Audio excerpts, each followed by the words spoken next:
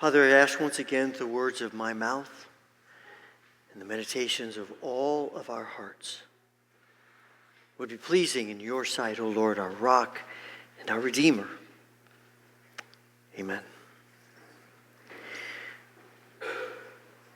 I've been informed this week that some of you have received a Facebook message from me asking for money and gift cards.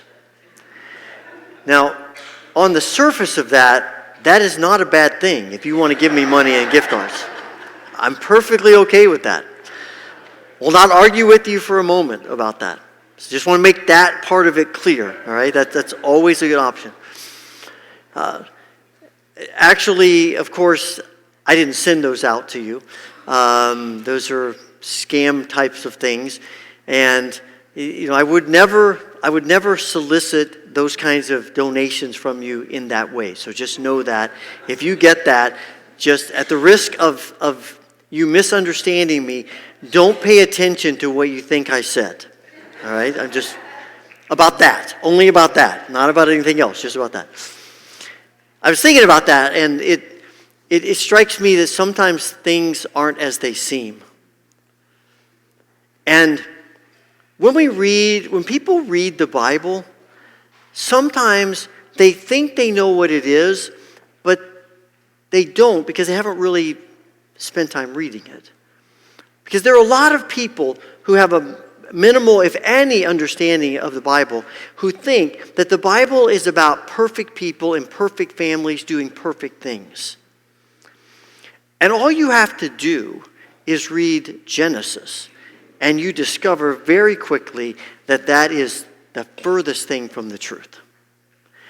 Because the book of Genesis tells us about God putting his hand on a family and saying, through you, I want to make covenant with you, and through you, I'm going to bless the rest of the world. And this family is the poster child for dysfunction. It is unbelievable how many times this family gets themselves into trouble. And that family dysfunction, which looks probably similar to some of our family dysfunctions, creates rivalries. And you see these sibling rivalries all from the beginning. Cain and Abel, you have Noah and his sons, you have Isaac and Ishmael, you have Jacob and Esau. And there's going to be more to come as we keep going through the book. And we have this story today that sets the tone of the relationship for Jacob and Esau.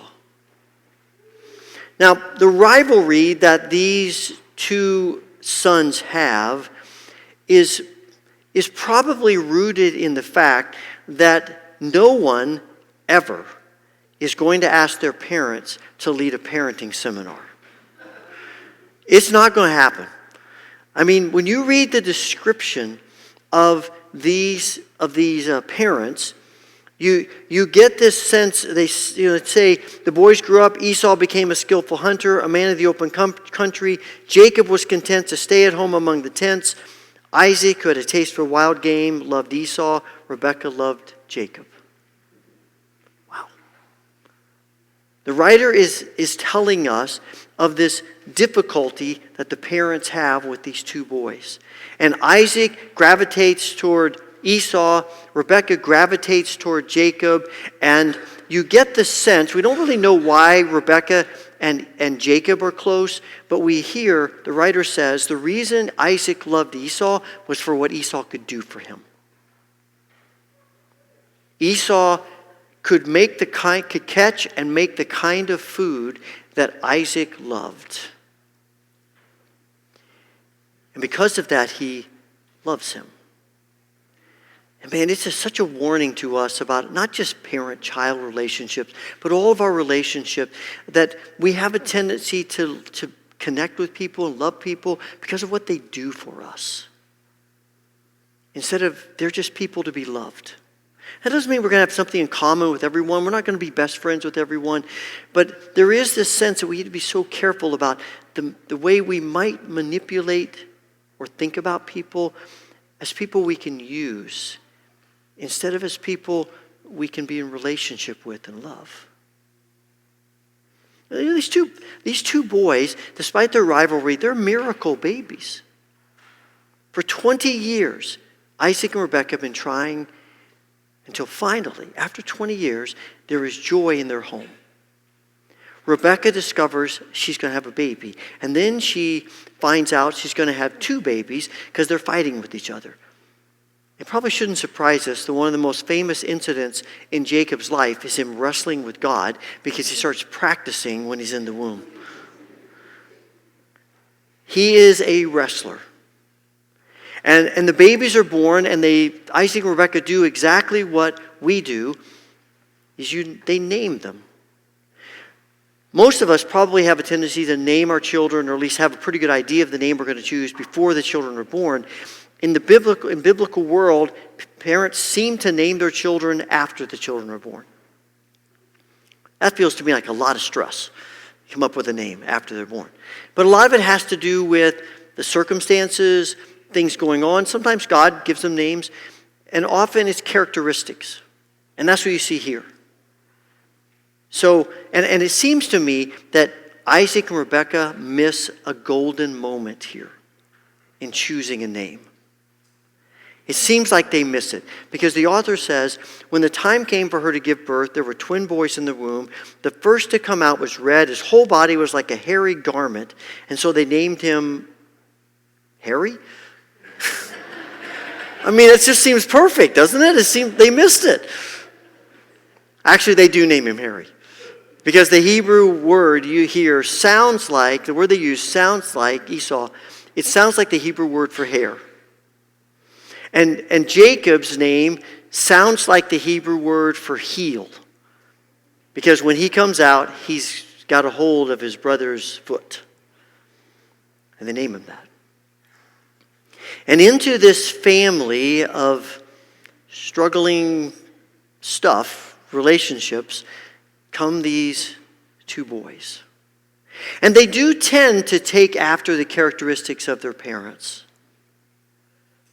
Jacob seems to become a chef. Isaac a hunter, or Esau a hunter. And he hunts, and you can get a sense of him connecting with his father in that hunting, but he also picks up some of his father's characteristics. Because Isaac seems to be someone who is tied into how he sees people based on his appetites. And Esau does too. And so you have this incident of Esau out in the day hunting. And he doesn't seem to get anything. And he comes in at the end of the day and he is starving. Or at least that's what he says. I can't help but think that he's exaggerating here a little bit. It's hard for me to imagine that he could carry on this lengthy conversation when his heart's about to stop beating, literally. That if I don't eat something in the next few minutes, I'm actually going to die. I'm guessing he's exaggerating a little bit. And in one sense, exaggerating is part of what we do to live. But there is another sense in which exaggerating is dangerous. Because when we exaggerate things for the purpose of getting attention, for the purpose of people feeling sorry for us or helping us, when exaggerating is a means of manipulating people to get what we want, it's a problem. And the problem with exaggerating like that is that it causes us to think that people are there to serve us. It causes us to think that if we just say it in the right way, then we can get what we want and we can have our appetites satisfied. And a lot of exaggeration is related to our appetites for attention, our appetites that come through lusting, our appetites of greed, all these ways in which our appetites are at work. We often use exaggeration to get those things. I've got to have it now or I'll die. We see this in the political world. You just watch the political ads. I haven't yet seen a political ad that doesn't exaggerate. And the purpose of the exaggeration is to create a spirit of fear. And the spirit of fear is intended to get votes.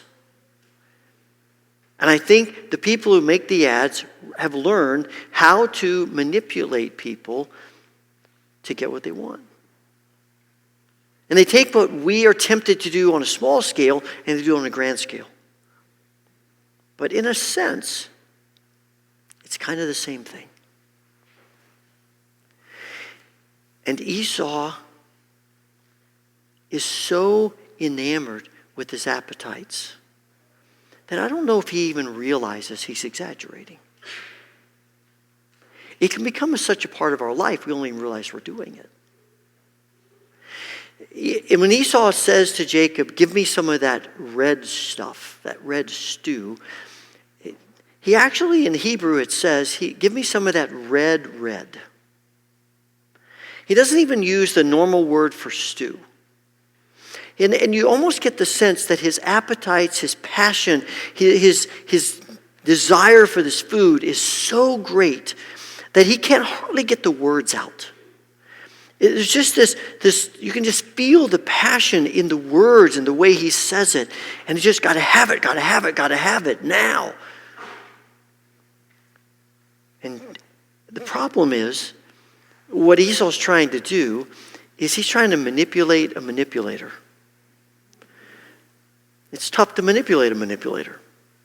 And Jacob is. Jacob's name not only sounds like the Hebrew word heal, it also sounds like the Hebrew word deceiver. And that sort of becomes Jacob's reputation. In some ways, you know how a lot of times people name their children and they pick a name that is a thread through their family. And why'd you choose that name? Well, it's a family name that a lot of people use. This is kind of a family name for Jacob.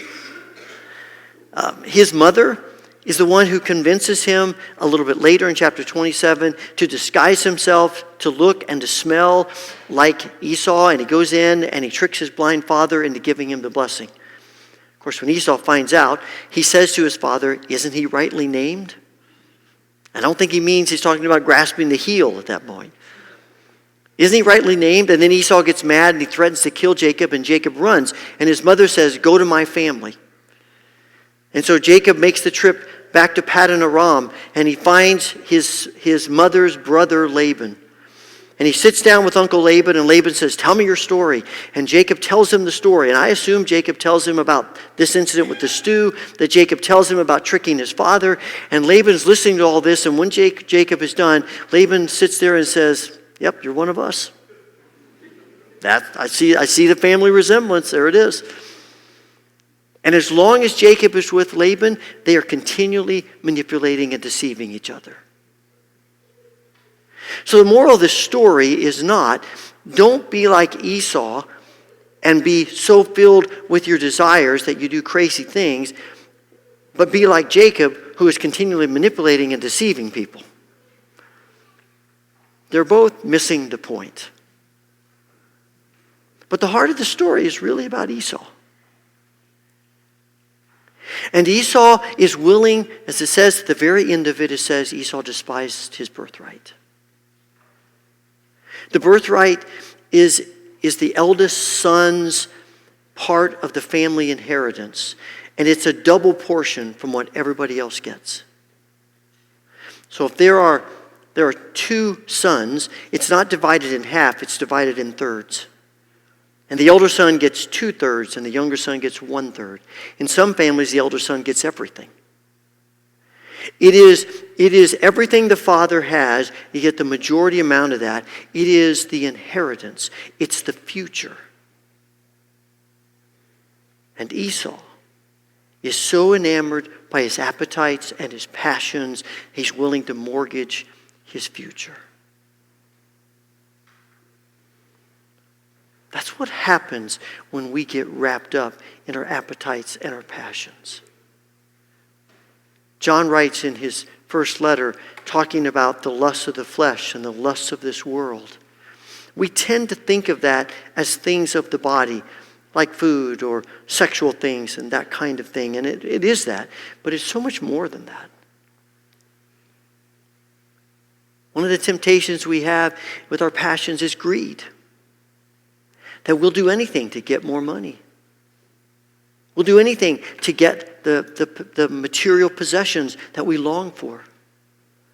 Sometimes it's not what we take in, it's what we give out. It's that passion for people to think that we're on the inside, that we've got the track. And one of the ways that comes out is gossip. Because when we gossip, we're basically saying to people, I know the inside. I've got the scoop. And aren't I smart? Isn't it great how much I know? Don't you think more of me? There are all these ways in which our passions can control us. And the problem is they never deliver. When we choose the immediate gratification of our passions and give up delaying gratification for the bigger, better future, the immediate gratification never lives up to what we think it's going to. Samson finds that. I think this story and Samson's story have a lot in common. Samson is given great strength, but he lives by his passions, immediate gratifications, and every time he keeps thinking, I've got this. I can do it. I can live in both worlds until he can't. And Samson gets what he desperately wants, and then he realizes it isn't what he really wanted after all. One scholar says that there's an intriguing wordplay here in this story. Because in verse 30, the writer says that Esau comes and says, give me some of that red stuff. And what I imagine that he's talking about is this stuff, that this luscious sauce with chunks of meat and potatoes and stuff in it. You know, it's that hearty, thick stew. That's the image that you get here. But what's fascinating is that once he says to Jacob, I swear you can have my birthright, what does Jacob hand him? Not hearty stew, but a bowl of lentil soup. Vegetarian's delight. He doesn't even get in the immediate out of it what he thought he was going to get. And it's one of the tricks of the evil one that we see it all the way back to the Garden of Eden.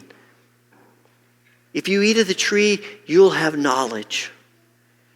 Well, they have knowledge, but it's not the kind of knowledge they were hoping for. And one of the things that we have to continually keep in mind is the bigger picture. Because for a lot of us, the issue is, it's about the stuff of our bodies and our minds and the way we interact, but ultimately it's about God. Why is it that we're so impatient? Because God isn't doing what we want him to do. Why is it that we keep running ahead and following the instant gratifications of our passions and our impulses? Because God isn't giving us what we deserve. Because God isn't fulfilling what we think we should have, what we want. And ultimately, it does come back to God. And what is it Jesus says? You hear it echoing down through the centuries until you come to the Sermon on the Mount, and Jesus says, blessed are those who hunger and thirst for righteousness, for they will be satisfied, filled. Only the way of God can bring us what we truly, deeply yearn for. And we are so often willing to trade the real for reproduction. True satisfaction for something fleeting. And it is one of the most constant temptations that we live with. And it comes to us in 1,000 ways. But it all boils down ultimately to God. As we read through this story, God really isn't mentioned very much in this story. And we might think that that's because God is just sort of standing back and just kind of abandoned these two brothers. But he doesn't. He doesn't abandon either one of them. They take different routes with God, but he doesn't abandon either one of them. And it has to be intentional that God is not mentioned much in this story, because I've come to believe that all of Scripture, in one way or another, is about God. It's about who God is, what God does, who we are in relationship to God, God's promises. All of it eventually is helping us understand who God is and what he desires us to be in him, in this world. It's all about him.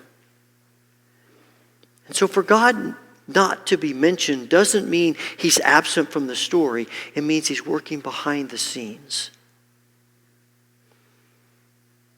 And perhaps one of the reasons we struggle so much with delayed gratification and give in so often to the impulses is because we don't really think God is working. And we're not really sure God can be trusted. And so we have to take our own path, go our own way, do our own thing. When the reality is, God keeps telling us all through the Scriptures, most in Jesus, that his desires for us are abundant life, being filled with his Spirit,